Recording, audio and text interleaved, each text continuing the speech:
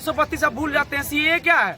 एक citizenship amendment bill ही ना है, अमेंडमेंट एक्ट है। अब आप उसको केंद्र में अगर मान रहे हैं तो भाई झारखंड में भी तो मानिए आप कि झारखंड के लिए हम कि 1932 जो ये है हमारा, वही एक लाइन खींच रहे हैं। तो बिल्कुल ये हमारा मांग जायज है। और इसके साथ ही साथ आगे आने वाला जो हमारा है नियोजन नीति के लिए, जिसके वजह से हम लोग आगे बढ़े हैं, वो नियोजन नीति पे भी बात होगा हमारा, जो बात उठेगा ही।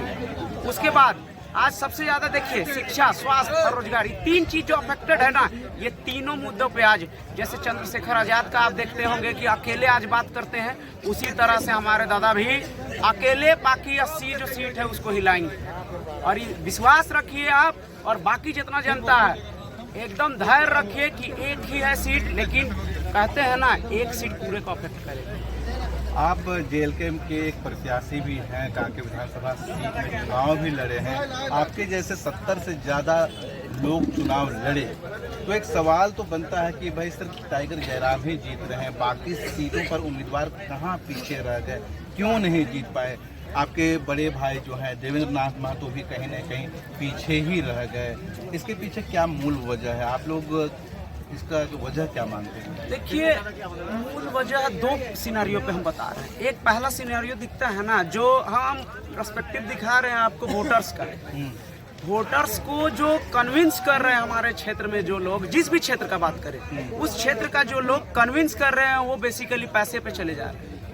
वो मुद्दा या कैंडिडेट को नहीं देख रहे हैं कि किस बात के लिए वो आगे आ रहा है, उस पे बात वो लोग नहीं कर रहे हैं। वो लोग पैसा देख रहे हैं, जो पार्टी दे रही है। आप बात किए कि हम लोग इतने सीट से लड़े हैं और इतने सीट में केवल टाइगर जीते हैं। तो एक बात है बस कि टाइगर जहाँ से है वहाँ के लोग जागरूक हो गए, इसलिए वहाँ जीते।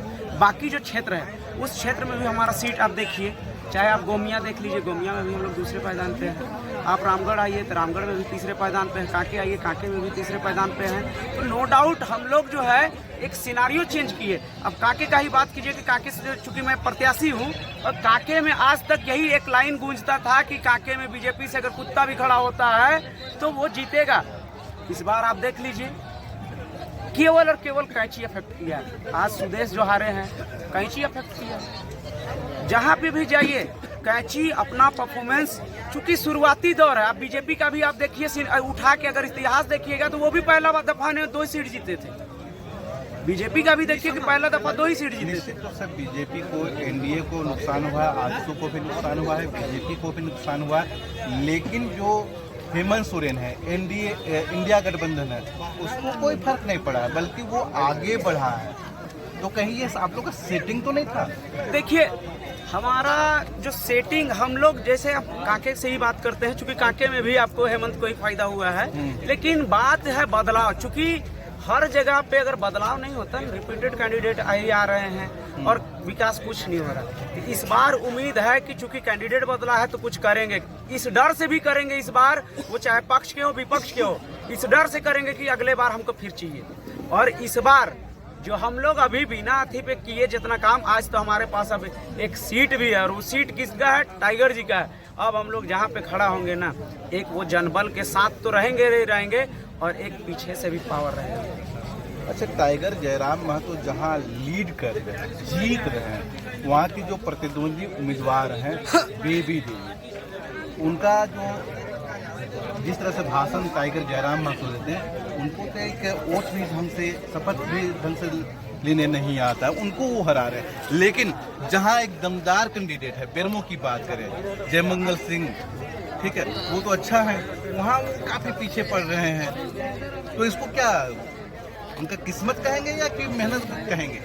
बिल्कुल, देखिए हम लोग कुछ फैक्टर तो लक को भी मानेंगे और मेहनत को भी। देखिए आप सोचिए कि बाकी सीटों पर आप पीछे हैं। हाँ, जैसे देखिए कि जिस सीट पे हम लोग आगे हैं, जिस क्षेत्र पे हम लोग आगे हैं, तो उस क्षेत्र पे तो देखिए हमारा जो आप बोले कि बेबी देवी वहाँ पे वोट नहीं लेने जान रहा। ये क्या है?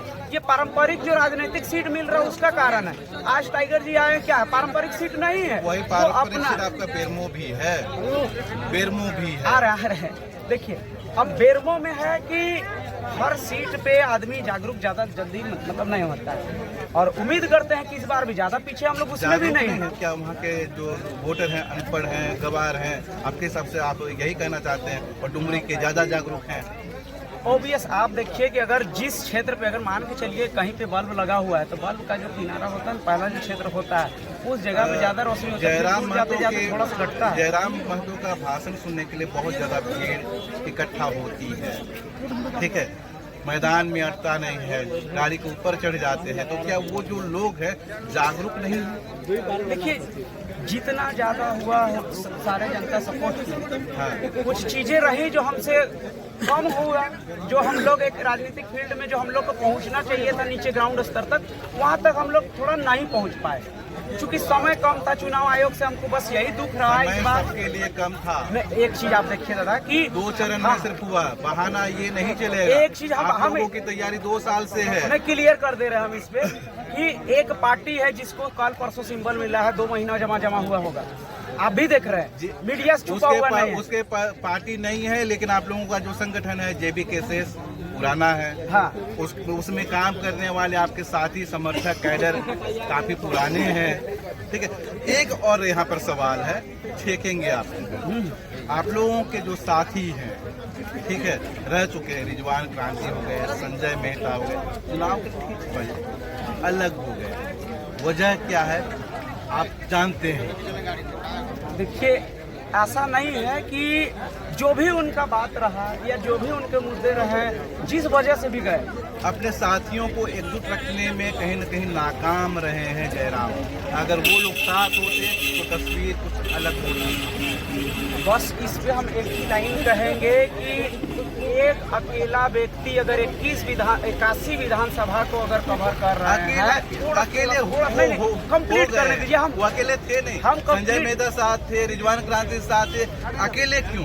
सबको साथ लेके चलने की बात होती है। कंप्लीट कर रहे हैं। आदमी संजय मेहता क्या बयान दिए थे कि हम लोग को जो भी डिसीजन आते थे हम लोग उसमें शामिल नहीं किया जाता था, यही बात बोले, अलग हुए।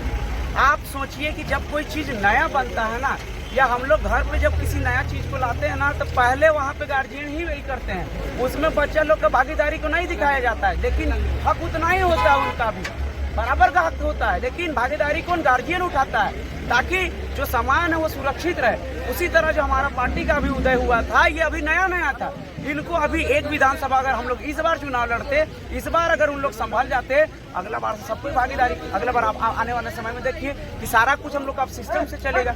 जिस क्षेत्र में हम लोग उतरेंगे उस क्षेत्र में हमारा जो कैडर अभी आप हम समय आपको बोले थे कि कम मिला, आप बोले हमको डिनाई किए वहाँ की, ये हम लोग नहीं ऐसी कर सकते, लेकिन आप सोचिए कि कोई पार्टी अगर 70 साल से वहाँ अपना कैडर जमाए हुए है, उस पार्टी को तोड़ के अगर हम ला रहे हैं अपना आदमी, और जब तक हम ग्राउंड लेवल पे नहीं पहुंचेंगे तो ओबियस बात है एक भीड़ आगे दिखता है, लेकिन ग्राउंड लेवल पे जिस दिन चुनाव होता है उस दिन 1 दिन 2 दिन पहले पैसा बड़ा फैक्टर रखता है। आज आप मानिए ना मानिए, आप जहां बोलिए पैसा ही बोलता है।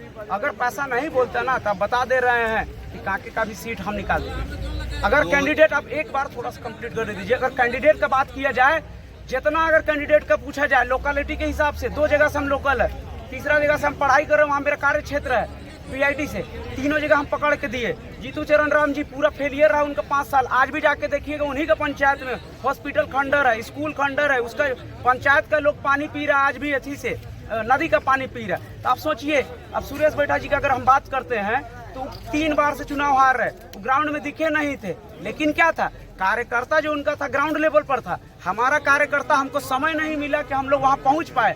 इस बार आप देखिए कि आने वाला समय में 2029 में, अभी हम लोग पिछले बार 23,000 पे थे कांके, 17,000 पे थे कांके में, इस बार हम लोग 27,000 पार कर दिए। आने वाला समय में देखिए कि इस सीट को हम लोग कैसे निकाल। एक सवाल लास्ट ले लेंगे, इस बार का जो चुनाव प्रचार में हेमंत सोरेन हो या फिर सुदेश महतो हो, ठीक है, सबकी पत्नियां यानी कि आपकी हमारी भाभियां चुनाव प्रचार की, तो आने वाले समय में जब 2029 का चुनाव होगा तो आपकी बड़ी भाभी यानी कि टाइगर जयराम तो शादी कर चुके होंगे, उनकी पत्नी भी चुनाव प्रचार करेगी, आप भी शादी कर चुके होंगे, आपकी बहुत दूर से प्रचार करेगी, तो जीत की उम्मीद आप रखते हैं?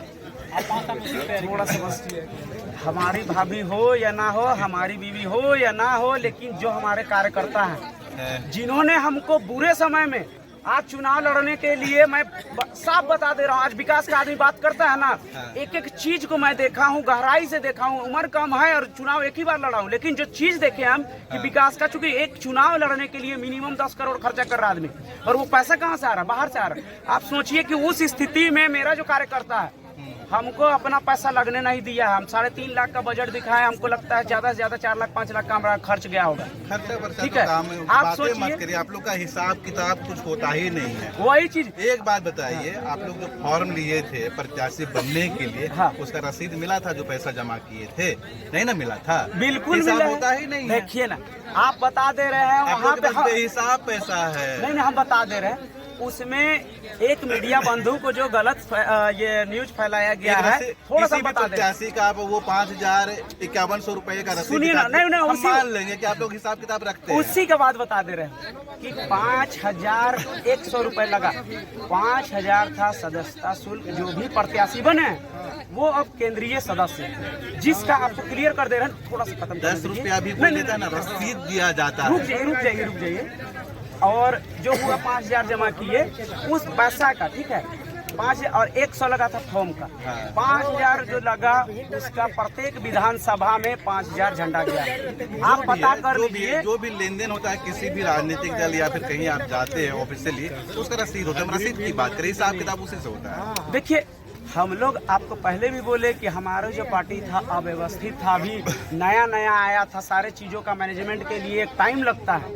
आप उस क्षेत्र में, आप उसी व्यक्ति को, हम इसीलिए बोले थे कि संजय मेहता जी सब्र नहीं किए, वो चले गए, क्योंकि मैनेजमेंट अभी हम लोग नया सबको समेटना पड़ रहा है। आप सोचिए कि मैं भी अपना बता रहा हूँ कि मैं एक विधानसभा का चुनाव लड़ा हूँ।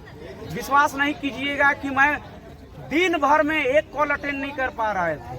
तो ऐसा स्थिति है, इसलिए हम भी फोन नहीं किए। देखिए, ऐसा स्थिति हमारा एक व्यक्ति का है, तो जयराम जी का कितना हो। अब उस स्थिति में आप सोचिए कि सारा हर दिन ऑलमोस्ट प्रोग्राम रहता था, उसमें अगर सबको जोड़ के रख पाना, थोड़ा सा ये हुआ कि हम लोग से नहीं हो पाया।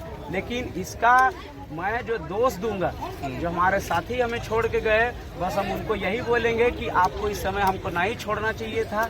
आज अगर हमारे साथ रहते आप तो नतीजा कुछ और भी होता। चलिए, इस विषय पर हम आगे भी डिटेल में बात करेंगे। ये जेएलके के प्रत्याशी हैं फुलेश्वर बैठा जी, देख सकते हैं हाई कार्ड है, चुनाव लड़ चुके हैं कांग्रेस से और अच्छा पोजीशन लाए हैं। ठीक, अच्छा खासा लोगों का प्यार मिला है, आशीर्वाद मिला है। और 2029 का जब चुनाव होगा तो ये जो पार्टी है, जो 3 महीने पुरानी है, एक सही सलामत मैच्योर अवस्था में होगी और ठीक ठाक प्रदर्शन करेगी, ऐसे हम उम्मीद करते हैं, क्योंकि ये युवाओं की पार्टी है। इस पूरे विषय पर आप क्या कुछ कहना चाहते हैं कमेंट करके जरूर बताइए। और जो लोग हमारे चैनल को सब्सक्राइब नहीं किए हैं, सब्सक्राइब जरूर कर लें, क्योंकि हम लोग इस तरह का वीडियो लेते आते हैं, हमेशा से जुहार रहेगा। संख्या का एरिया उस क्षेत्र में एक भी विधायक फंड का जो सिलापट होगा वो नहीं है। लेकिन वहीं आईटीबीपी के पास चले जाइए आप, बीजेपी का कार्यकर्ता लोग का वहाँ पे अथी है, तो वहाँ पे जाइएगा तो इतना अच्छा प्रदर्शन किए पहली बार में, लगभग थोड़ा तो विधायक बन ही चुका है। तो अब क्या आगे जा करके क्या अपने पैसों से भी थोड़ा बहुत जनता का समर्थन करेंगे, उनके समस्याओं को सुनेंगे और सुलझाएंगे, फिर 5 साल बाद फिर आएंगे इसी दमखम के साथ। बिल्कुल, आने वाले अगले 5 साल में हम लोग जो दमखम इस बार था, उससे ओबियस हम लोग का दुगुना तिगुना रहेगा। और रही बात कि जनता के बीच रहना, तो हम लोग शुरू से, जैसे 2 साल से हम लोग एक संगठन के तौर पे थे और जनता के बीच में थे, उसी तरह से आगे भी अब चूंकि राजनीतिक पार्टी बन चुकी है और राजनीतिक पार्टी के तौर पे ही अब हम लोग भी वैसे ही रहेंगे। चूंकि मेरे पास में एक जनाधार है, अब जिस जगह पे भी जाऊंगा तो मुझे पूर्ण भरोसा रहेगा कि मेरे पास में इतने लोग हैं। और रही बात, पहला ही बार मैं बता दे रहा हूं कि यदि विधायक जी इस वीडियो को देखते हैं हमारे क्षेत्र के, तो मैं पहले उनसे रिक्वेस्ट करूंगा कि आप लोग जाके पहला लाइन उनको ये बोल दीजिए कि जो भी जमीन का ऑनलाइन कागजात हो रहा है, उस ऑनलाइन कागजात को करने में जो गलतियां हुई है उनके लिए पैसा ना मांगे। नहीं तो विधायक जी अगर नहीं जाते हैं तो मैं खुद बोल रहा हूँ कि ब्लॉक घेराव होना तय है। अच्छा, जो आप लोग का मुद्दा रहा है जेल में, बहुत सारा भाषा आंदोलन भी आप लोगों ने किया है, अब तो विधायक बनने जा रहे हैं जयराम, तो उनका जो भाषा आंदोलन है, तो उनका भाषा में सुधार होगा इस बार? बिल्कुल, देखिए उनका जो बोलने का लहजा है और बोलने का जो तरीका है, पहले से ही हमारे साथ में कांके विधानसभा क्षेत्र से झारखंड लोकतांत्रिक क्रांतिकारी मोर्चा के प्रत्याशी फुलेश्वर बैठा है। आपको बताता चलूं कि लगभग 900 वोटों से सुरेश बैठा ने कांके विधानसभा क्षेत्र को जीत लिया है। जो भाजपा का गढ़ कहा जा रहा था, 35 सालों से भाजपा इस विधानसभा क्षेत्र में राज कर रही थी, कांके विधानसभा क्षेत्र में। अब सुरेश बैठा वहां से विधायक है। इस वक्त हमारे साथ फुलेश्वर बैठा है। फुलेश्वर बैठा जी, भाजपा का गढ़ में भी आप तो हार ही गए हैं, लेकिन आपका प्रदर्शन काफी शानदार बताया जा रहा है। आप क्या कहना चाहते हैं? सबसे पहले तो सारे कांके वासियों को मेरा आभार रहेगा, और झारखंड वासियों को जिन्होंने हमको सपोर्ट किया, और मेरा जो कार्यकर्ता है उनको। आज जो हम लोग देखें, एक 35 साल से यहाँ पे एक बदलाव नहीं हुआ, वो बदलाव इस बार हो तो गया, और वो बदलाव में कहीं ना कहीं जेएलके में एक बड़ा फैक्टर है। जेएलके का जो कार्यकर्ता है वो बड़ा फैक्टर है। और आज चूंकि लगातार से 35 साल से रहने के कारण जो हमारे क्षेत्र में विकास नहीं दिखा था, इस बार उम्मीद करते हैं कि चूंकि बदलाव हुआ है तो इस बार उम्मीद करते हैं कि कार्य होगा। और दूसरी बात है, जो जनाधार के साथ हम उतर रहे हैं, मैं सबको इस बार आश्वासन दे रहा हूं, मेरा जितना भी कार्यकर्ता है और जितना भी कांकेवासी हैं, कि जिस जनाधार के साथ में हम उतरेंगे तो अब जहां भी जरूरत पड़ेगा हमारा पार्टी का, जेएलके का, वहां पहले से हम लोग तो कार्यकर्ता खड़ा रहते थे, लेकिन इस बार हम लोग एक दमखम के साथ रहेंगे। चूंकि एक काफिला हमारे साथ है, एक जनाधार हमारे साथ है। दादा, आप एक सामान्य घर परिवार में का जन्म होता है, बुढ़मू से आपका पैतृक आवास बुढ़मू में, वहां से निकलकर कांके विधानसभा क्षेत्र के प्रतिनिधित्व के लिए आगे आना और इतना मत आपको मिला है, आप कैसा महसूस कर रहे हैं? ओबियस देखिए, अभी जो भी राजनीतिज्ञ होंगे बढ़िया, वो आने वाले समय में ओबीएस जो लीडर को देखेंगे, जो वोट आया है हमारा पार्टी का, उस हिसाब से जो हम लोग को देखेंगे कि हम लोग एक बहुत बढ़िया पोजीशन पे है। चूंकि हम लोग का शुरुआती दौर था, हमारा जो पार्टी का चुनाव चिन्ह था वो पता नहीं था, प्रत्याशी नया चेहरे का था, और दूसरी बात है कि समय इस बार हम लोग का पार्टी के लिए कम मिला चुनाव में प्रचार प्रसार करने के लिए, तो वो एक काफ़ी बड़ा फैक्टर हुआ हम लोग के लिए। दूसरी बात है कि जो हम लोग कैडर नहीं तैयार कर पाए थे इस बार के बाद, ये आपको श्योर करा दे रहे हैं कि 2029 अगला बार जो है वो जेएलके का है। आप यहाँ से प्रत्याशी थे, आपने भी काफ़ी शानदार प्रदर्शन किया है, और भी काफ़ी क्षेत्रों में काफ़ी शानदार प्रदर्शन हुआ है, लेकिन सीट जीतने की बात है तो अभी तक हमें सूचना मिली है कि आपका जो केंद्रीय अध्यक्ष है वह चुनाव को जीत चुके हैं। आप इस झारखंड लोकतांत्रिक क्रांतिकारी मोर्चा का कैसा भविष्य देख रहे हैं? पहले से ही आप देखिए कि पूरा झारखंड में जो बदलाव हुआ है, एक विशेष व्यक्ति की वजह से ही हुआ है, वो जो कि हमारे केंद्रीय अध्यक्ष श्री टाइगर जयराम महतो जी हैं। एक अकेला व्यक्ति की वजह से अभी जितना बदलाव हुआ है, और आप समझ लीजिए कि अब उनको विधानसभा में सीट मिल गया है, तो जो 80 बाकी जो बचे हुए विधानसभा के जो प्रत्याशी रहेंगे, प्रत्याशी जितना भी, वो सब सुधरेंगे इस बार, चूंकि हमारा टाइगर वहाँ दहाड़ेगा जरूर। ये फुलेश्वर बैठा थे, इनसे हम बातचीत किया है। अभी हम पंडरा में ही मौजूद हैं, और भी लोगों से हम बातचीत करेंगे जो जेएलके के प्रत्याशी थे। उम्मीद करते हैं, और हमारे झारखंड के जितने भी विधायक सांसद हैं उन लोगों से भी ये उम्मीद करते हैं कि उन लोग भी ये टाइगर को देख करके सीखे और टाइगर के दहाड़ की तरह दहाड़े, और हमारे झारखंड के नीति नियम के लिए वो आगे आए। सभा में फर्स्ट में हमारे टाइगर तो निकल गए, लेकिन अब देख रहे हैं कहीं सेकेंड है, कहीं थर्ड है, नहीं निकले। हम लोग वोट कटवा रहते तो सेकेंड थर्ड नहीं आते। आज देखिएगा, आज हमारे जो टाइगर गरजते थे बाहर, उनको एक जगह मिला है। आज आने वाला दिन 81 जो विधानसभा में जो हमारी सीटें हैं, 81 में से जब टाइगर विधानसभा में खड़े होकर अपनी बातों को रखेंगे, 80 विधायक उन पर नजर रखेंगे, तो एक कम नहीं है, पूरे झारखंड के युवाओं को एकजुट कर जो किए हैं, आज उसी का फल है कि आज पहली बार मैंने विधानसभा में घुस रहे हैं। और आने वाला 2029 में देखिएगा, और जो यहाँ के युवाओं में जो जोश है आने वाला, सर जोश तो आएगा भाई। अब आप लोग के जयराम जीत गए हैं तो अभी सर बता रहे हैं, नहीं इससे पहले भी जोश था। अब थोड़ा सा जोश बढ़ जाएगा ना आपके, जोश बढ़ जाएगा, सदन के बाहर आवाज गूंजता था, वो आवाज वो आज अंदर गूंजेगा। इसमें और जोश, युवा में जोश आएगा, युवा में और क्रांति की लहर बहेगी। हाँ, तो एक चीज तो भाई हमने भी देखा है। देखिए, SMP न्यूज घुमा के बातें नहीं करता। नहीं, तो कई लोगों को बातें हमारी फिर से हम कहेंगे, जो हमारे दर्शक अभी लाइव देख रहे हैं, लोगों को कर्मी लग जाती है। लेकिन भाई नेताओं को मुद्दा क्या होता है, शायद जयराम ने इस बार सिखा दिया पूरे झारखंड में जो मुद्दा है। आज 24 साल का झारखंड में क्या अन्य पार्टियों को ये मुद्दा नहीं दिखती थी? आज पूरे झारखंड में जो जगाने का काम किया, मुद्दा कहाँ था? ये मुद्दा तो था ही झारखंड में, लेकिन किसी ने इस मुद्दे को पकड़ा नहीं। आज क्या कमी रही? सिल्ली देखिए, सिल्ली की जनता, सिल्ली जो पूरे 81 विधानसभा में से सिल्ली एक ऐसा सीट है जिसमें पानी की तरह पैसा बहता है, और उस जगह हमारे देवेंद्र जी ने ऐसा बहता है। कौन बहाता है? अरे जो बहाते हैं लोग, जो राजनीतिक दल के लोग हैं, बहाते हैं लोग, और उसको देखने को मिलता है। चले जाइए आप वहाँ, तो इस तरह उस जगह में एक सन्यासी जैसा आदमी इतना वोट लाना युवाओं के बीच में, ये कम बड़ा बात नहीं है। तो आने वाला दिन देखिएगा, दिल्ली में ही नहीं पूरे 81 विधानसभा में हमारा JLKM का झंडा लहराएगा।